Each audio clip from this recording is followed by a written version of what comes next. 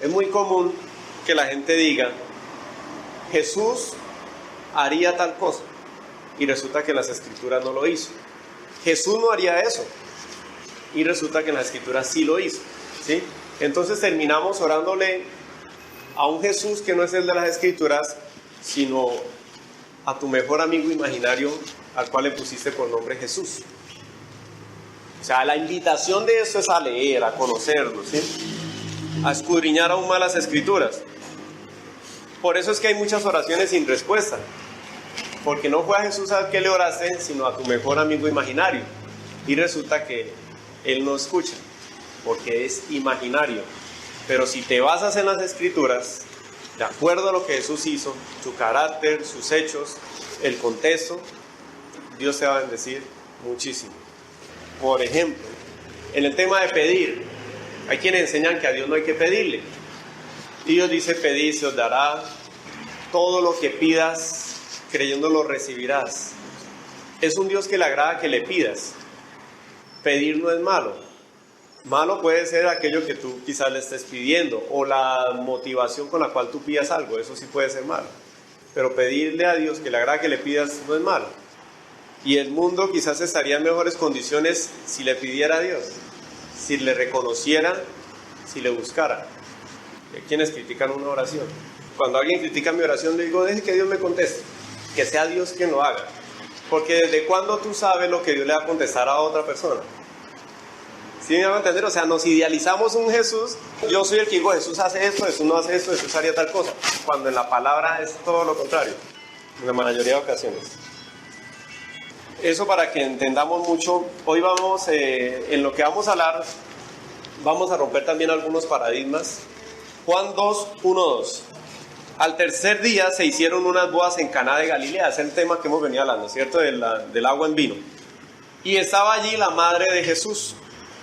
Y fueron también invitados a las bodas Jesús y sus discípulos.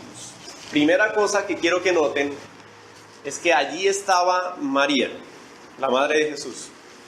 Le dice María, se terminó el vino. ¿Quién dice eso en una fiesta si no tiene una autoridad para hacerlo?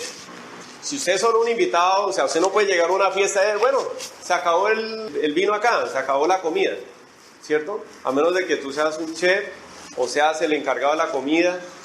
Vamos a ir analizando ese punto de vista.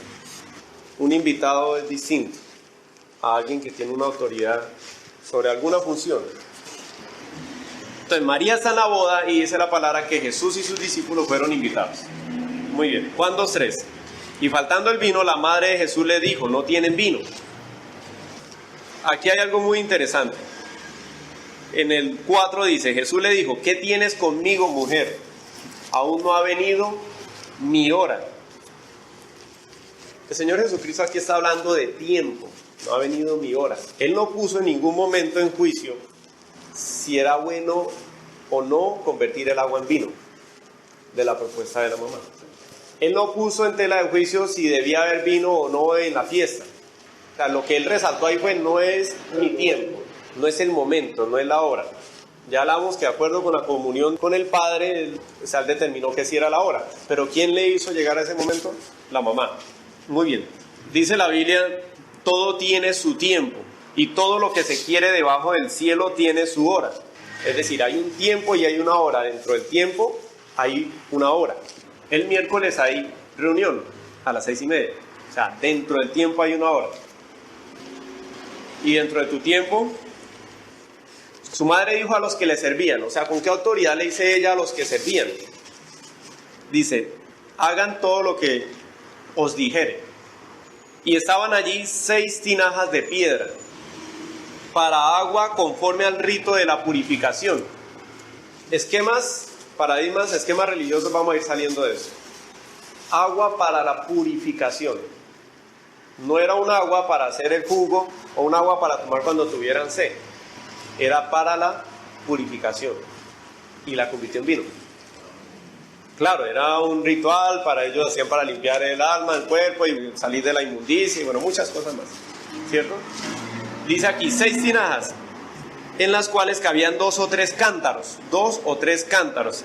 El significado de cántaros viene del griego metretes, que designaba una antigua medida de capacidad para líquidos, aproximadamente 50 litros. Ustedes ven las tolvitas que yo tengo ahí para la leche, la que ponemos ahí caben 40 y algo litros. O sea, esas eran los cántaros, más o menos 50 litros. Y las vaciaban en las tinajas, y en esas tinajas cabían 2 o 3 de esos cántaros. O sea, digamos que en cada tinaja cabían 100 litros, promediemos, 100, pues hay 150, 100 litros, 100 litros. Entonces, si eran 6 tinajas de 100 litros, serían ¿qué? 600 litros de agua, la cual fue convertida en vino. Muy bien. Juan 2, del 7 al 10 dice, Jesús les dijo, llenen esas tinajas de agua, y las llenaron hasta arriba. Entonces les dijo, saquen ahora y llévenlo al maestresala, o sea, al que controlaba la boda en general. Y se lo llevaron. Cuando el maestresala probó el agua hecha vino, llamó al esposo y le dijo, todo hombre sirve el buen vino, y cuando ya han bebido mucho, ¿cómo estaba la gente? Desde luego, porque él está diciendo, ¿por qué lo dejó ya para lo último cuando la gente ya ha bebido mucho? Entonces dice, cuando ya han bebido mucho, entonces el inferior, o sea, sirven el barato a lo último. Mas tú has reservado el buen vino hasta ahora. Entonces no quiere decir que no hubo un buen vino desde el comienzo, no siempre lo hubo, sino que el mejor vino fue servido al final. Y para el maestresala pues era algo ilógico.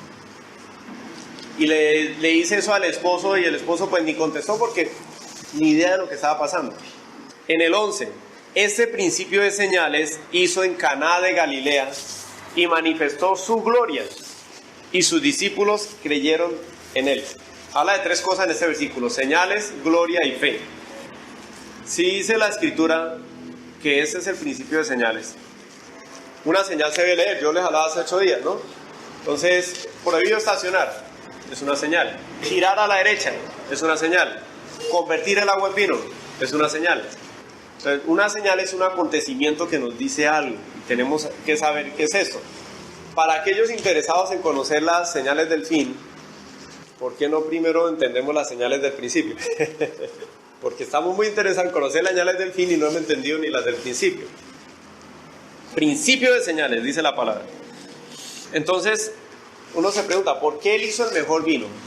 Y uno dice, ¿pero por qué cuando ya estaban embriagados? El Señor hizo el vino, ya les decía la semana pasada, y cada quien, de acuerdo a su responsabilidad, cómo lo va a usar. Si lo va a consumir nomás un poco o se va a embriagar. El Señor no sabe hacer un mal vino. Él hizo el mejor vino. No ha existido un mejor vino en toda la historia de la humanidad que ese vino que Jesús hizo. Entonces, el Señor no sabe hacer las cosas de otra forma. Él solo lo sabe hacer de forma excelente. Si una persona fuera, por ejemplo, fuera la BMW, una marca de carro reconocida, fina, se distinguen por su calidad, y le dijeron a una persona, bueno, yo quiero un mal carro. El gerente va a reunir a sus ingenieros y le dice, bueno, ¿quiénes de ustedes saben hacer un mal carro? No estuvieran ahí, ¿cierto? O sea, nadie puede decir yo, porque de inmediato lo despiden. Ustedes saben que hay empresas que no se permite personal que no sepa hacer bien las cosas. Y hay empresas, aunque no lo crean, que se la pasan buscando personal que no sepa hacer bien las cosas para pagarles poco. Pero entonces, en el caso del Señor Jesucristo, Él vino a hacer las cosas bien hechas. Él no las sabe hacer mal. Él no ha hecho una mala montaña, Él no ha hecho un mal río, Él no ha hecho un mal animal, Él no ha hecho un mal ser humano. Si fue capaz de convertir el agua en vino, también es capaz de hacer mejores personas. Hay una versión que dice, este vino es formidable. Yo soy una creación formidable, tú eres una creación formidable, porque Él no sabe hacer malas cosas. Si hizo el mejor vino, imagínense cómo estamos hechos nosotros. Él no sabe hacer malas cosas. En cambio hay gente que es especialista en hacer malas cosas. Todo lo hace mal. No sé si ustedes en algún momento se han topado con alguien así, que todo lo descompone. ¿No has visto? Tú eres el... Todo lo descomponen, como que estudiaron para eso. Variable tiempo, hablábamos la semana pasada, porque hay personas que saben aprovechar. Hay personas que hacen bien las cosas. Entonces para eso tú tienes que ocupar tu tiempo, lee más, entrena más, emprende más. Ocupa tu tiempo en ser productivo en tu vida y en la vida de los demás. ¿Cuántas señales hay acá en ese versículo? Hay muchas. La palabra nos enseña que el cuerpo es más que el vestido y que la vida es más que el alimento. Si Dios te dio el cuerpo, te va a dar el vestido, te va a dar la ropa. Si te dio la vida, te va a dar el alimento. Vamos a las tinajas. Cántaros, litros. Trae como 600 litros de agua convertida en vino. Bastante, ¿cierto? El mejor vino. ¿Ustedes han oído del vino Malbec? De origen francés. La palabra viene de malboca, deja un mal sabor en la boca. Y entonces, este Malbec era una cepa francesa. Y era una buena semilla en una mala tierra. Entonces trajeron esa semilla para Latinoamérica. Chile es un país de viñedos, Argentina también. Y entonces se produjo el mejor vino que hay en todo el planeta.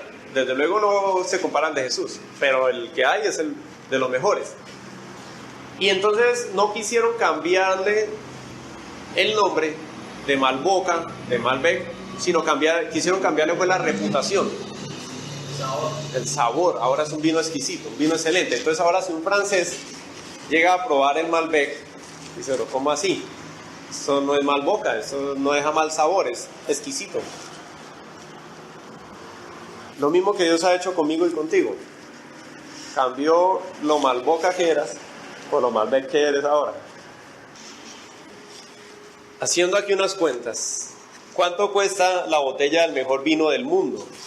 Y yo averigüé que vale más de $60,000 una botellita. Eso es un platal, claro. El mejor vino.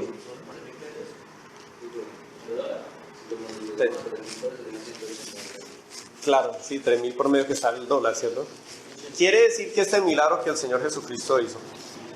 Salgámonos de esquema. La gente dice que los empresarios no tienen a Dios, que quieren enriquecerse y la ven de otra distinción, pero sí van y buscan trabajo donde el empresario. Si la gente cree que las riquezas son malas, que los empresarios son malos, no vayan y busquen trabajo allá. No manden los hijos a estudiar. ¿Para qué los mandan a estudiar? O sea, son ilógicos, no coordinan las cosas. La pesca, toda esa cuestión de la época, ellos eran empresarios. ¿Y qué tenía Jesús para que ellos abandonaran eso y siguieran a Jesús? Porque vieron en Jesús muchas cosas. Y aquí empezaron, dice que con ese milagro, una señal que es un milagro, convertir el agua en vino, los discípulos creyeron en él. No porque les gustara el vino, o sea, embriagarse, ¿no? Pero entonces, este milagro que Jesús hizo, de 600 litros, que son más o menos convertidos en botella, son 840 botellas, por $60,000, da $50,400 millones, que hoy en día equivale a eso. Ellos miraban 5,000 panes, más de 5,000 panes, peces. Ellos vieron ahí la señal. Si es capaz de convertir el agua en vino, no nos va a faltar nada. Miren lo que está haciendo. El Señor hacía las cosas con excelencia.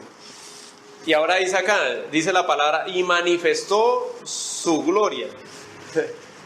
Aquellos que se mueven en milagros, de sanidades, pues hubiesen preferido que el Señor hubiese manifestado su gloria resucitando un muerto, ¿cierto? Sanando un paralítico, que un cojo fuera sano, que el ciego volviera a ver. Uno se podría poner a decirle al Señor, ¿pero por qué? O sea, ¿por qué no empezaste resucitando un muerto? ¿Cierto? Pero Él decidió empezar convirtiendo el agua en vino y manifestó su gloria haciendo vino, el mejor vino que ha existido sobre la tierra. ¿Qué señala acá?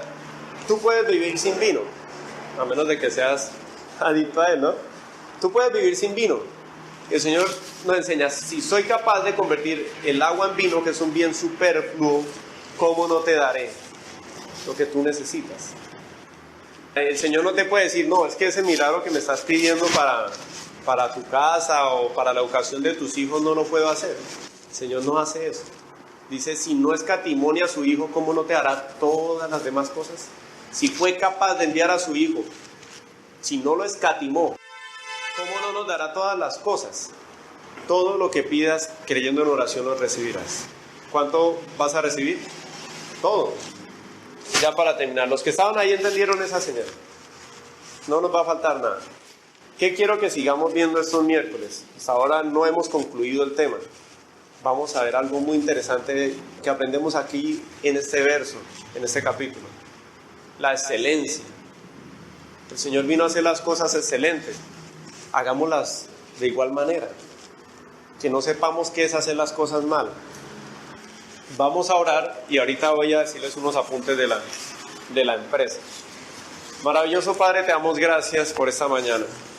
Precioso Dios, gracias por tu amor.